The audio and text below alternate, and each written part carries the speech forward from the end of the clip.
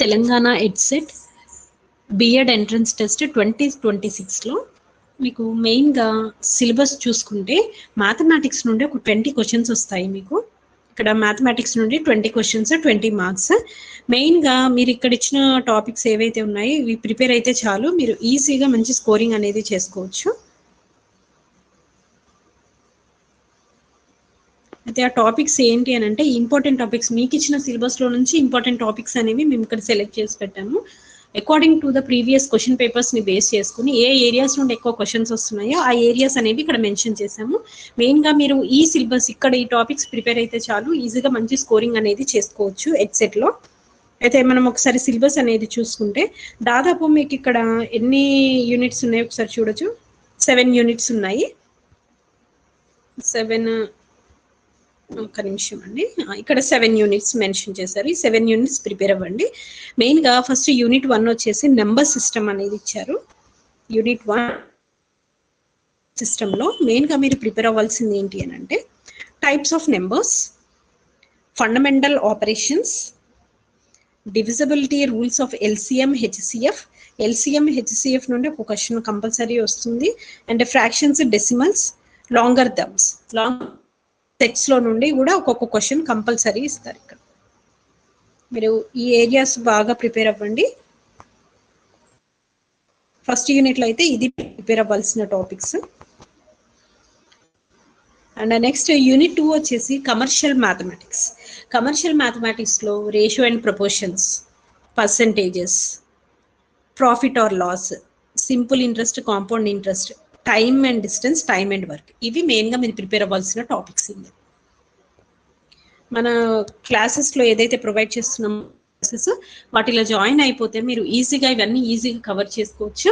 మేము 1 day session కూడా, అంటే సండేస్ 1 డే సెషన్ ఎవరైతే ఫుల్ కోర్స్ తీసుకోలేరు అని అనుకునే వాళ్ళు ఎవరైతే ఉంటారో వారికి సింగిల్ సబ్జెక్ట్ ఒక్కొక్క వీక్లో మేము ప్రొవైడ్ చేస్తున్నాము. ఒకవేళ మీరు ఆ సెషన్స్ని జాయిన్ అయిపోయినా పర్లేదు. మీకు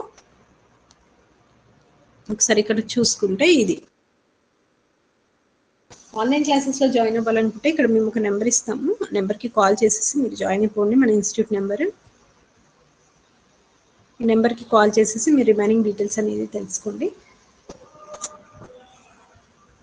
ఇంకోటి ఏంటి అని అంటే మీరు ఇక్కడ లింక్ అనేది ఈ వీడియో కింద డిస్క్రిప్షన్లో లింక్ అనేది ప్రొవైడ్ చేస్తాము. ఆ లింక్ ద్వారా కూడా మీరు డైరెక్ట్గా జాయిన్ అయిపోవచ్చు. అండ్ థర్డ్ యూనిట్ వచ్చేసి ఆల్జీబ్రా. ఆల్జీబ్రాలో linear equation in 1 and 2 variables, 1 వేరియబుల్లో అండ్ 2 వేరియబుల్లో లీనియర్ ఈక్వేషన్ గురించి ఒక క్వశ్చన్ అండ్ క్వాడ్రాటిక్ ఈక్వేషన్స్ గురించి ఒక క్వశ్చన్ వస్తుంది. ఇది ఇంపార్టెంట్ థింగ్స్, వీటిలో నుంచి ఎక్కువ శాతం క్వశ్చన్స్ వస్తున్నాయి కాబట్టి ఈ టాపిక్సే ఎక్కువ మెన్షన్ చేసాము. ఇక్కడ బేసిక్ జామెట్రీ, లైన్, ప్లేన్ అంటే ఏంటి, అది general basic. Types of angles, యాంగిల్స్లో పేర్ ఆఫ్ యాంగిల్స్ నుంచి కూడా వర్టికల్ ఆపోజిట్ యాంగిల్స్, వీటిలో కూడా ఒక క్వశ్చన్ వచ్చే ఛాన్స్ ఉంటుంది. Parallel lines and transverse lines, distance between 2 points, mid point, centroid, ఇలా ఈ క్వశ్చన్ కూడా. Arc, perimeter and area of sector, area of triangle, slopes of lines, దీనికి సంబంధించిన ఇంపార్టెంట్ టాపిక్స్. నెక్స్ట్ యూనిట్ 5 వచ్చేసి మెన్స్ట్రుయేషన్. దీంట్లో వచ్చేసి ఏంటి అంటే perimeter, area of plane figures, triangle సర్కిల్కి మనం పెరిమీటర్ ఏరియా కనుక్కోవాల్సి ఉంటుంది, surface area and volume of different solid figures. Solid figures ఏవైతే ఉంటాయి, క్యూబ్స్, సిలిండర్ ఇట్లా ఉంటాయి కదా, అవి సాలిడ్ ఫిగర్స్ గురించి కూడా క్వశ్చన్ వస్తుంది. ఏదంటే ఈ క్వశ్చన్ అయినా రావచ్చు లేదా ఈ క్వశ్చన్.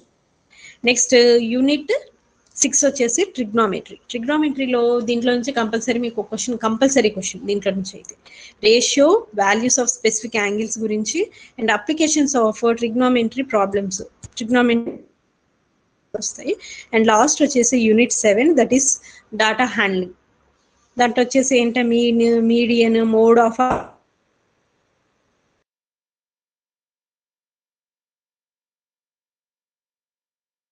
కంపల్సరీ క్వశ్చన్ వస్తుంది.